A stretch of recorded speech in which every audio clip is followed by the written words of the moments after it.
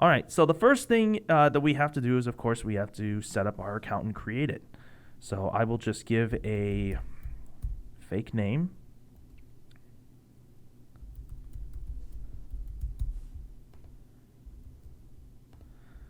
Make sure you enter in a password and then confirm it. And then, of course, you want to scroll down here, click to choose the type of account that you want to set up. In this particular case, we want to choose Recruiter, and then we will create that account. Okay, wonderful. So we set up our account, and now it takes us to this screen where it says that we have to paste an activation token. Now, when you set up the account right away, you won't receive an email at all in regards to a token. The way that you get that token is if you contact us. We'll provide the number a little bit later on in this particular video. But the way that you would do it is you would contact either myself or our CEO, Jim Hatter. If you are a recruiter, you set up an account, you would contact one of us and say, hey, just set up an account, I need this token. What we'll do then is we will take a token and we will email it to you. So in this particular case, let's just say I did get that token and I copied and pasted it into there from my email. And then we click activate. Okay, so as a recruiter, you have the ability to be able to see a pool of potential candidates that you can use in terms of placing. In order to be able to get access to that pool, as you can see here, it won't really allow you to do that. So there's a couple things that you need to do. The first thing is you need to add on a valid credit card or debit card onto your file. But for now, one thing that we can do, I'll show you the billing a little bit later, but one thing we can do is set up our organization. So we just scroll down here and we click organization. And it says we don't belong to any organizations right now. That's fine. I didn't ever set it up. So let's click on this particular button that says new organization. And we will call this Spacely Recruiting. All right, so as you can see, we did create our organization, but we want to edit it a little bit more. So we'll click on edit. And you can see the organization structure here. So I created jsmith at spacely.com, and what this structure represents is that J. Smith is the only person that can really activate the Spacely Recruiting account. And it also represents that Mr. Smith is obviously at the top of the rank in terms of Spacely Recruiting. He's the CEO. What we can do is if we wanted to add on somebody, we would just click that little icon there.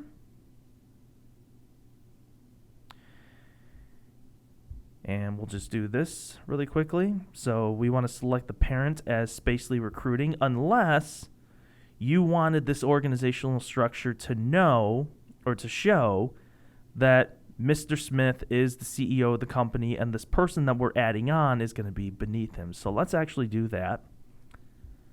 And let's just say this particular person's name is Matt Rocket. And we'll say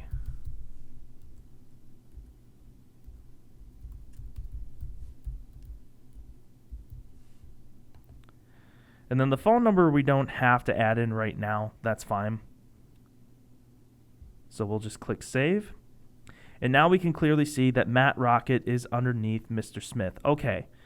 So I click on Mr. Smith's information here, and as you can see, it contains Mr. Smith's email, but it doesn't have his name, it doesn't have his phone number.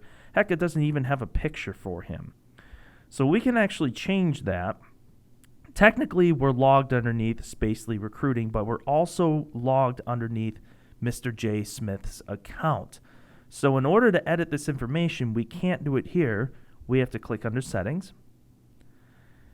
And here you can see that you can edit any kind of information that you'd like in regards to your personal account here. So let's just say this particular person's name is James Spacely.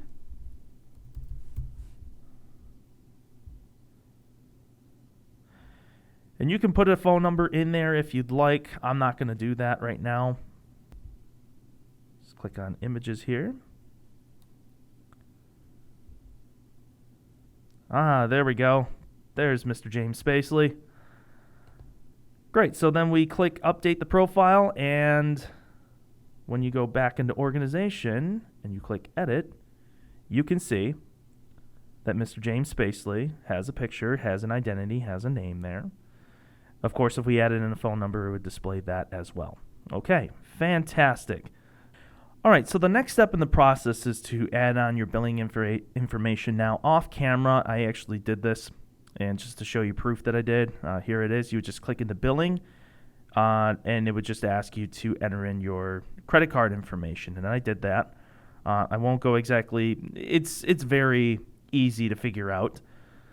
So now that we did that, when you go onto the onboarding screen, or actually should I say the pool screen, it'll say that you have to have a valid card on file with us, but once you have a card on file, then you have to click to activate your organization here. So we'll click here, and it takes us back to the organizational structure, but rather than click edit or leave, I'm going to click activate. So your card is activated, your account is activated, and now you can go into the pool.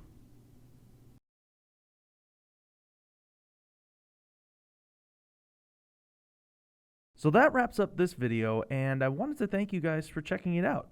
And with that said, if you guys have any questions in regards to the video that you just watched, or setting up your account, managing and editing it, or even any kind of questions in regards to the interviewing/application process itself, then please feel free to contact me as well as our world-class support team via phone, email, social media, or live chat from the hours of 9 a.m.